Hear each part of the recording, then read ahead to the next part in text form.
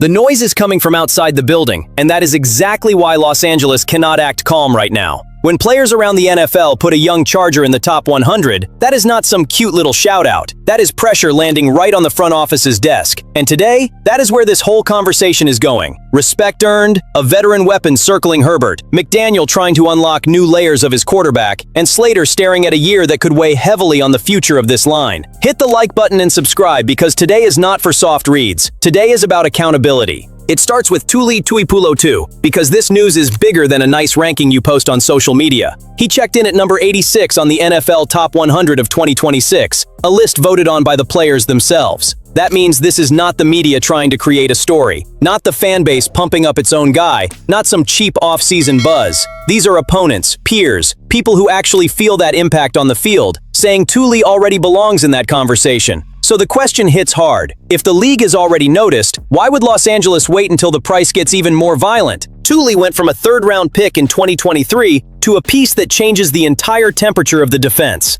As a rookie, he had 4.5 sacks. In 2024, he climbed to 8.5.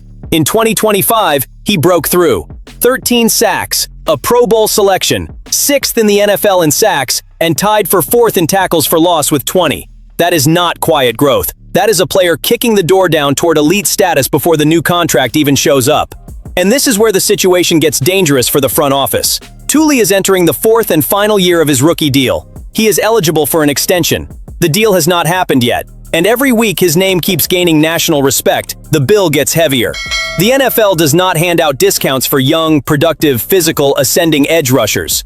When that profile appears, the market gets expensive. Very expensive. The Chargers cannot treat this like some background paperwork issue. This is an identity decision. You want to build a new defense, with Chris O'Leary trying to fit the pieces and create a unit that can survive January. Then keep the player who has already proven he can wreck protection, attack the backfield, and flip drives. Quarterback pressure is not a luxury in the AFC. It is survival. And yes, I know the caution talk always comes up. Salary structure. Wait a little longer. See how he fits. Fine. Money matters. But premium talent matters too. And when you let a player like this get too close to the market, you start playing with a fire you lit yourself. Tuli is not begging for respect. He already ripped that respect out of NFL players. The ball is with the Chargers now. If Los Angeles wants to be taken seriously as a team that develops, rewards, and keeps its core guys, this is the kind of decision that cannot stay asleep in a drawer. On the other side of the ball, the conversation shifts from contract to threat. Because if Tuli is the kind of player you cannot let get away, Deebo Samuel is the kind of possibility an ambitious team has to at least look straight in the face. The name is huge, the fit is loud, and the idea of Deebo in Los Angeles hits a nerve every Chargers fan knows too well. Justin Herbert has already carried too much weight by himself. Look at this offense. Ladd McConkey can be the trusted target, the guy who separates, finds space, and becomes the safety valve. Quentin Johnston still has the size, the explosiveness, and the ability to stretch the field if everything clicks. Trey Harris brings body and competition. Keandre Lambert-Smith puts speed on the table. There is youth, there are tools, there is promise. But Deebo is a different conversation. Deebo is not just a receiver. He is a problem. He goes in motion and the defense has to adjust. He lines up in the slot, splits out wide, shows up in the backfield, catches screens, carries the ball, breaks tackles, and forces smaller defenders to grow up fast in open space.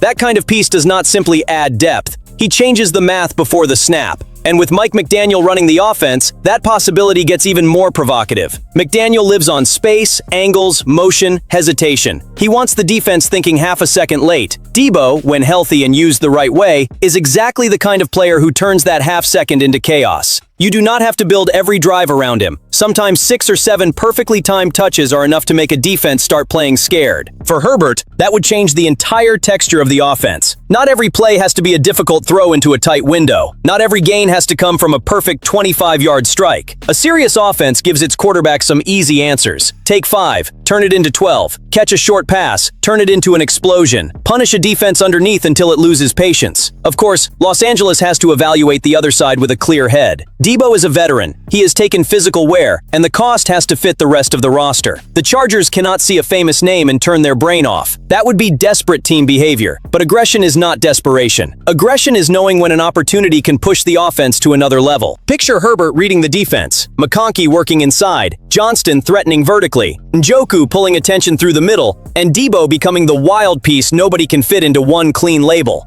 That does not feel like simple reinforcement. That feels like a warning to the AFC. So yes, for now, it is a connection to monitor, a possibility that still depends on the market, the price, and real intent. But if this name truly starts gaining steam, Los Angeles cannot stand there staring at it. Herbert's window is not asking for timidity. It is asking for weapons that make defenses lose control. There may be a weapon that does not even have to come from outside the building. That is what makes the third story interesting, because everybody talks about Justin Herbert's arm, and they should. But the next jump for this offense might come from something much simpler. Almost annoying because it is so obvious. Letting Herbert take what the defense gives him with his legs. Nobody is talking about turning the Chargers quarterback into Lamar Jackson. Nobody should want Herbert hunting contact like that as smart football. Los Angeles has to protect its most important player, period. But there is a massive difference between protecting the quarterback and trapping the quarterback inside a stiff read while the defense leaves 6 yards sitting right in front of him. Herbert has always been more athletic than a lot of people want to admit. He is 6'6", moves well for his size, can escape pressure, and has already shown he can pick up first downs when the play breaks down. The issue is that sometimes he trusts his arm so much that he keeps searching for the difficult window instead of taking the brutally simple decision. Put it down, run, move the chains, annoy the defense, live for the next down. Mike McDaniel might be the perfect coach to pull that out of him naturally. McDaniel's system does not need constant designed quarterback runs to make the quarterback a threat. Motion, play action, outside zone, misdirection, all of that makes linebackers hesitate. And when linebackers hesitate, the middle of the field opens up. If Herbert attacks that space with more edge, the defense has to pay for turning its back in coverage. That is the layer that could make the Chargers' offense nastier to defend. Because if you already have to respect the run game, track McConkey, Johnston, Trey Harris, David Njoku, Oronde Gadsden, and deal with Rashawn Slater and Joe Alt healthy enough to stabilize the edges, then Herbert's scramble becomes punishment. It does not have to be pretty, it has to be efficient. 3rd and 5, the defense drops, the lane opens, Herbert takes 7. 2nd and 6, play action moves the linebackers.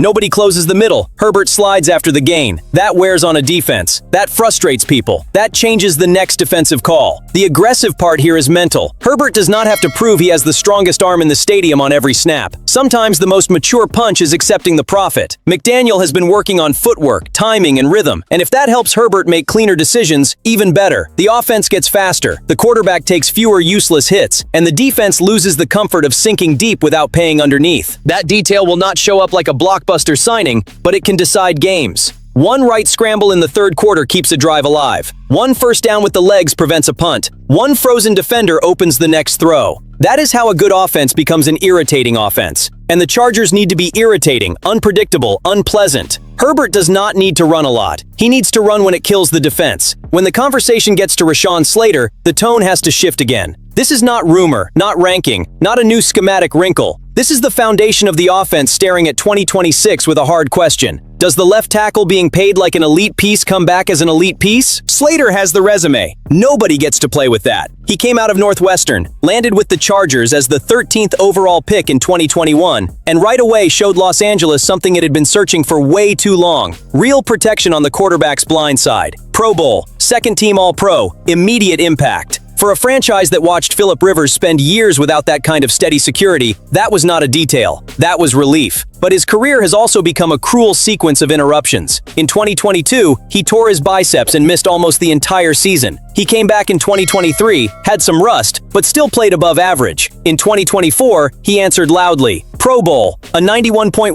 PFF grade among tackles, elite pass protection, elite work in the run game. Then came the heavy contract. 4 years, $114 million, with $92 million guaranteed. Then 2025 ended before it even started, with the ruptured left patellar tendon in training camp. That is brutal. For any athlete, it is heavy. For an offensive tackle, someone who depends on base, explosion, balance, contact strength, and confidence to anchor against violent pass rushers, it is even more serious. So 2026 cannot be sold as some simple emotional comeback. It has to be a functional comeback. The body has to respond. The pass set has to be firm. The leverage has to be back. The knee has to be trustworthy. Rep after rep after rep. And this is where the Chargers cannot fool themselves. Mike McDaniel's offense can have motion, outside run, Herbert getting the ball out faster, tight ends helping, running backs chipping. But if Slater does not get close to the level that justified that contract, the entire plan loses stability. Herbert has to trust the left side. The run game needs the edges. The line needs real leadership. Full charge in the comments. Do you believe Slater gets back to Pro Bowl level in 2026?